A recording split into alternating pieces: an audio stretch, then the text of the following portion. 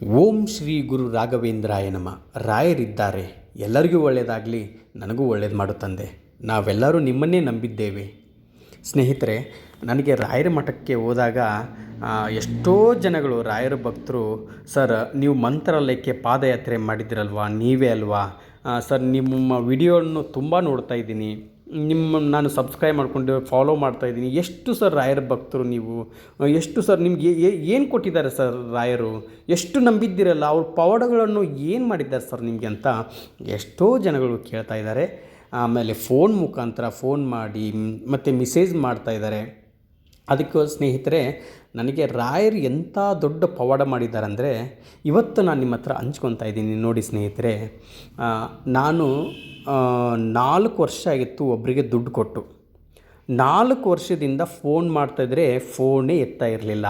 ನಾನು ಅವ್ರಿಗೆ ಕಾಲ್ ಮಾಡಿ ಮೆಸೇಜ್ ಮಾಡ್ತಾಯಿದ್ದೆ, ಅಥವಾ ಬೇರೆಯವ್ರ ನಂಬರಿಂದ ಮಾಡಿದ್ರೆ ನನ್ನ ನಂಬರು ಬ್ಲಾಕ್ ಲಿಸ್ಟಿಗೆ ಹಾಕೋರು, ಅವ್ರ ನಂಬರು ಬ್ಲಾಕ್ ಲಿಸ್ಟಿಗೆ ಹಾಕೋರು. ಆಮೇಲೆ ಬೇರೆಯವ್ರ ನಂಬರಿಂದ ಮಾಡ್ತಾಯಿದ್ರೆ ಒಂದು ಸಲ ನೋಡಿದ್ರು, ಆಮೇಲೆ ಸಿಮ್ಮನ್ನೇ ಚೇಂಜ್ ಮಾಡಿಬಿಟ್ರು. ಅವರು ನಂಬರ್ ಚೇಂಜ್ ಮಾಡಿ ಆಮೇಲೆ ಅವ್ರ ಮನೆಗೆ ಹೋಗಿ ಕೇಳಿದ್ರೆ ಅವರಿಲ್ಲ, ಊರು ಬಿಟ್ಟು ಹೋಗಿದ್ದಾರೆ ಅಂತ ಮನೆಯವರು ಹೇಳಿದರು. ಏನು ಮಾಡೋದಂತ ನನಗೆ ತುಂಬ ಟೆನ್ಷನ್ ಆಗಿಬಿಡ್ತು.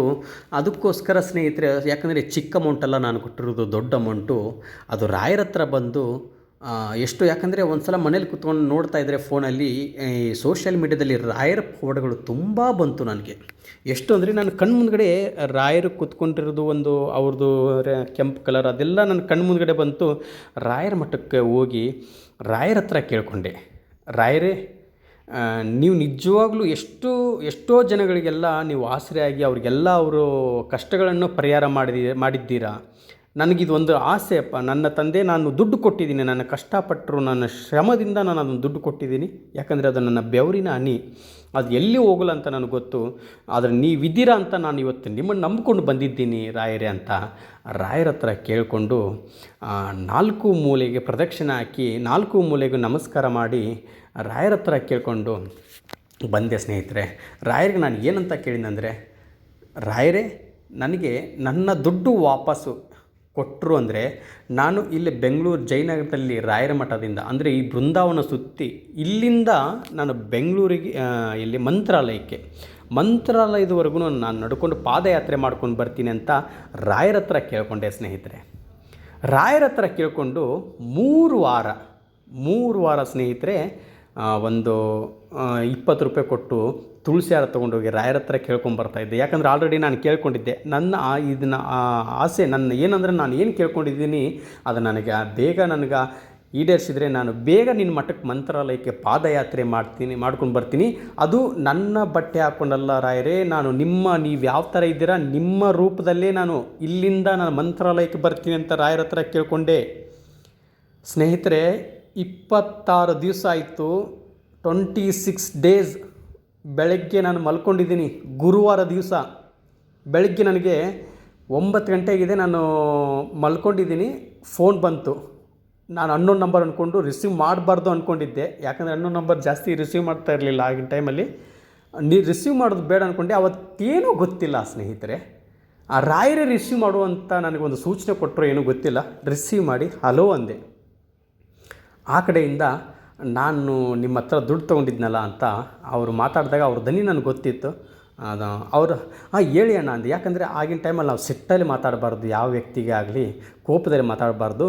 ಅದಕ್ಕೆ ಹೇಳಿ ಅಣ್ಣ ಅಂತಂದೆ. ಅವರು ನನಗೆ ಒಂದೇ ಒಂದು ಮಾತು ಹೇಳಿದರು, ನನ್ನ ದಯವಿಟ್ಟು ಕ್ಷಮೆ ಇರಲಿ, ಕ್ಷಮಿಸಿಬಿಡು, ನಾನು ತಪ್ಪು ಮಾಡಿದ್ದೀನಿ ಅಂತ ನನ್ನ ಹತ್ರ ಕೇಳಿಕೊಂಡ್ರು. ನಿಮ್ಮ ದುಡ್ಡು ತೊಗೊಂಡು 4 ವರ್ಷ ಆಗಿದೆ. ಇವಾಗ ನಿಮ್ಮ ದುಡ್ಡು ನನಗೆ ಬೇರೆ ಅಮೌಂಟ್ ಬರೋದಿತ್ತು, ಅದು ಬಂತು, ನಾನು ನಿಮ್ಮ ದುಡ್ಡು ಕೊಡ್ತಾಯಿದ್ದೀನಿ, ಎಲ್ಲಿ ಬರಲಿ ಅಂತ ಹೇಳಿದ್ರು. ಅಣ್ಣ ನೀವೇ ಹೇಳಿ, ನಾನೇ ಬರ್ತೀನಿ ಅಂತ ಅವ್ರಿಗೆ ಹೇಳಿದೆ. ನೀವು ಬೇಡ, ನಾನೇ ಬರ್ತೀನಿ ಅಂತ ನಾನಿರೋ ಜಾಗಕ್ಕೆ ಬಂದು ನನ್ನ ದುಡ್ಡನ್ನು ಕೊಟ್ಟು ಎಕ್ಸ್ಟ್ರಾ ದುಡ್ಡು ಕೊಡೋಕ್ಕೆ ಬಂದರು. ನನ್ನ ದುಡ್ಡು ಸಿಕ್ಕರೆ ಸಾಕು ಅಂದ್ಕೊಂಡು ನಾನು ತುಂಬ ಖುಷಿಪಟ್ಟಿದ್ದೆ. ನನ್ನ ದುಡ್ಡನ್ನೇ ಕೊಟ್ಟರು. ಅದಕ್ಕೋಸ್ಕರ ಸ್ನೇಹಿತರೆ, ನೋಡಿ ಆ ಸೂಚನೆ ಹೆಂಗೆ ಕೊಟ್ಟರು ರಾಯರು ಅಂತ. ಅನ್ನೋನ್ ನಂಬರ್ ಆ್ಯಕ್ಚುಲಿ ಅಷ್ಟು ರಿಸೀವ್ ಮಾಡ್ತಾ ಇರಲಿಲ್ಲ. ಅದನ್ನು ರಿಸೀವ್ ಮಾಡುವಂಗೆ ನನಗೆ ರಾಯರು ಸೂಚನೆ ಕೊಟ್ಟರು. ಆಮೇಲೆ ಅವರಿಗೆ ಯಾವ ರೀತಿಯಿಂದ ಕೊಟ್ಟರು ಗೊತ್ತಿಲ್ಲ. ಒಟ್ಟಿನಲ್ಲಿ ನಾನು ಕೇಳ್ಕೊಂಡಿದ್ದು ನನಗೆ ರಾಯರು ಕೊಟ್ಟರಲ್ವ, ನನಗೆ ತುಂಬಾ ಖುಷಿಯಾಯಿತು. ಅದಕ್ಕೆ ರಾಯರ ಹತ್ರ ಕೇಳಿಕೊಂಡು ತುಂಬ ಖುಷಿಯಾಯಿತು. ನಾನು ಅವತ್ತೇ ಗುರುವಾರ ದಿವಸ ನಾನು ಎಲ್ಲೇ ಕೆಲಸ ಎಲ್ಲ ಆಫ್ ಮಾಡಿಕೊಂಡು ರಾಯರ ಮಠಕ್ಕೆ ಹೋಗಿ ಅಲ್ಲಿರ್ತಕ್ಕಂಥ ಗುರುಗಳಾದಂಥ ಅವ್ರಿಗೆ ಕೇಳಿಕೊಂಡೆ, ಗುರುಗಳೇ ನನಗೆ ರಾಯರ ಹತ್ರ ಕೇಳ್ಕೊಂಡಿದ್ದು ನನ್ನ ಬೇಗ ಈಡೇರಿಸಿದ್ದಾರೆ, 26 ದಿನದಲ್ಲಿ ಈಡೇರಿಸಿದ್ದಾರೆ. ಇನ್ನೂ 1 ತಿಂಗಳೂ ಕಂಪ್ಲೀಟ್ ಆಗಿಲ್ಲ, 26 ದಿನದಲ್ಲಿ 26 ಡೇಸಲ್ಲಿ ನನ್ನ ಆ ರಾಯರು ಕೊಟ್ಟಿದ್ದಾರೆ. ನಾನು ಅದಕ್ಕೋಸ್ಕರ ಈ ಬೃಂದಾವನದಿಂದ ನಾನು ಮಂತ್ರಾಲಯಕ್ಕೆ ಪಾದಯಾತ್ರೆ ಮಾಡ್ತಾಯಿದ್ದೀನಿ, ನನಗೆ ದಯವಿಟ್ಟು ನನಗೆ ಅದಕ್ಕೆ ಅವಕಾಶ ಮಾಡಿಕೊಡ್ತೀರಾ ಅಂತ ಕೇಳಿದ್ದಕ್ಕೆ ನನಗೆಷ್ಟು ಆನಂದದಿಂದ ಸ್ವೀಕರಿಸ್ಕೊಂಡು ಬನ್ನಿ ಅಂತ ನನಗೆ ಅವತ್ತಿನ ದಿನ ಏಕಾದಶಿ ಇತ್ತು. ಅವತ್ತಲ್ಲಿ ಅನಂತ್ ಗುರುಗಳಂತ ಅನಿಸುತ್ತೆ, ಅವರಾಗಲಿ ಇವರೆಲ್ಲ ಇವರು ನನಗೆ ಸಪೋರ್ಟ್ ಮಾಡಿದಂಥ ನನ್ನ ಎಲ್ಲ ಗುರುಗಳಿಗೂ ಅವ್ರಿಗೆ ವಂದನೆ ತಿಳಿಸ್ತಾ ಇದ್ದೀನಿ. ತುಂಬ ಹೃದಯದ ಧನ್ಯವಾದಗಳು. ಆಮೇಲೆ ನನಗೆ ಇಲ್ಲಿಂದ ಮಂತ್ರಾಲಯಕ್ಕೆ ಹೋದೆ ನೋಡಿ ಸ್ನೇಹಿತರೆ. ಮಂತ್ರಾಲಯಕ್ಕೆ ಹೋಗಬೇಕಾದ್ರೆ ಒಂದು ದಿನಕ್ಕೆ 25 ಕಿಲೋಮೀಟ್ರ್ 30 ಕಿಲೋಮೀಟ್ರ್ ಅಷ್ಟೇ ನಡೆಯೋದು. ನಾನು ನಡ್ಕೊಂಡು ಹೋಗ್ತಾ ಇದ್ದೆ. ಆಗಿನ ಟೈಮಲ್ಲಿ ನಾನು ಹೋದಂಥ ಸನ್ನಿವೇಶ ಎಷ್ಟಂದರೆ ಫುಲ್ಲು ಬಿಸಿಲು, ಅಂದರೆ 43 or 45 ಡಿಗ್ರಿವರೆಗೂ ಇತ್ತು. ಅಷ್ಟಿತ್ತು. ನಾನು ಕಾಲು ಇಟ್ಟರೆ ಸಾಕು ಅಷ್ಟು ಬಿಸಿಲು.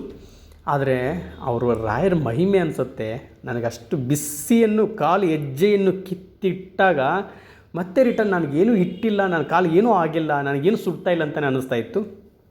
ಒಂದು ದಿನಕ್ಕೆ 30 ಕಿಲೋಮೀಟ್ರ್ ಥರ ನಡ್ಕೊಂಡು ಸುಮಾರು ಒಂದು 410 ಕಿಲೋಮೀಟ್ರ್ ಆಗುತ್ತೆ.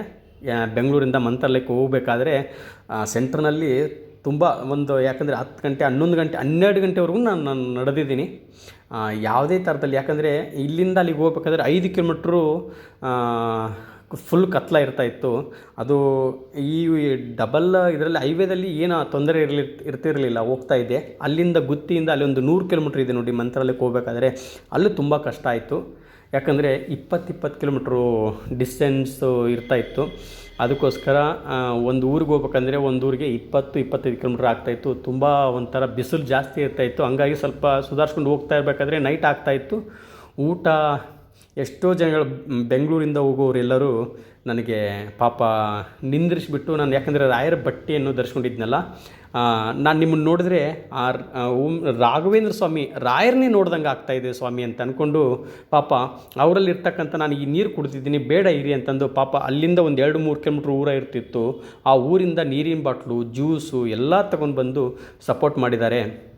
ಇನ್ನೊಂದು ಜಾಗದಲ್ಲಿ ಹೋಗಬೇಕಂದ್ರೆ ಹತ್ರ ಇನ್ನಿನ ಮಂತ್ರಾಲಯಕ್ಕೆ ತಲುಪೋಕ್ಕೆ ಇನ್ನೂ ಹತ್ರ ಇತ್ತು ಸ್ನೇಹಿತರೆ. ಅಲ್ಲಿಗೆ ಹೋದಾಗ ಅಲ್ಲಿ ಎಲ್ಲ ನಾನ್ ವೆಜ್ ಜಾಸ್ತಿ ಇತ್ತು, ಊಟ ಇರಲಿಲ್ಲ. ತುಂಬ ಹಸುವಾಗಿದೆ. ನೀರಿನ ಬಾಟ್ಲಿ ಒಂದು ತೊಗೊಂಡು ನೀರು ಕುಡಿದು ಒಂದು 1/2 ಲೀಟ್ರ್ವರೆಗೂ ನೀರು ಕುಡಿದು ಇನ್ನು ಟೈಮ್ ಆಯಿತು ಬೆಳಗ್ಗೆ ನೋಡ್ಕೊಳ್ಳೋಣ ಟಿಫಿನ್ ಮುಂದೆ ಸಿಗುತ್ತೆ ಅಂದ್ಕೊಂಡು 1/2 ಲೀಟ್ರ್ ನೀರು ಕುಡಿದು ಮಲ್ಕೊಂಡೆ ಸ್ನೇಹಿತರೆ.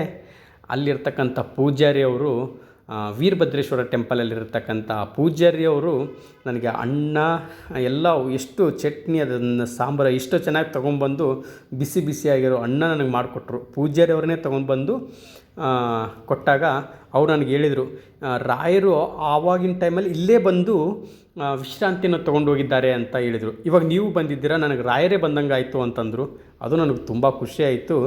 ಅವರು ಹೋಗಿರೋ ಸ್ಥಾನಕ್ಕೆ ನಾನು ಹೋಗಿದ್ದೀನಲ್ವಾ ಅಂತ. ಅದಕ್ಕೆ ಸ್ನೇಹಿತರೆ, ರಾಯರನ್ನ ನಂಬಿ ನಡೆದ್ರೆ ನಿಮ್ಮ ಬದುಕನ್ನೇ ಚೇಂಜ್ ಮಾಡ್ತಾರೆ ಅನ್ನೋ ಸಾಕ್ಷಿಗೆ ನಾನೇ ಸ್ನೇಹಿತರೆ. ಅದಕ್ಕೆ ಸಾಕ್ಷಿ ನಾನೇ. ಖಂಡಿತ ರಾಯರನ್ನ ನಂಬಿ ಎಲ್ಲರಿಗೂ ಒಳ್ಳೆಯದಾಗತ್ತೆ.